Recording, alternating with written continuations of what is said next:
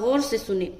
یہ جو حرف ضاد ہے یہ موٹا حرف ہے، موٹے حرف کے ساتھ الف لگ کر آ رہا ہے، اوپر مد ہے، 3 سے 4 الف کھینچیں گے۔ تو جب ہم کھینچیں گے تو بتایا تھا جب بھی الف موٹے حرف کے ساتھ آئے تو الف بھی موٹا پڑھا جائے گا۔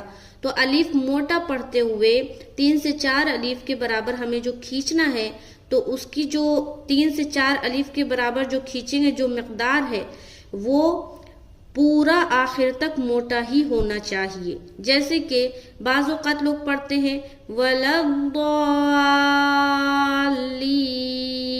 تو شروعات میں تو ان کی آواز موٹی ہے، لیکن آخر جا کر ان کی آواز پھیل جاتی ہے، جو کہ غلط ہے، بہت بڑی غلطی ہے۔ آخر تک موٹی رکھی آواز، وَلَضَّالِّينَ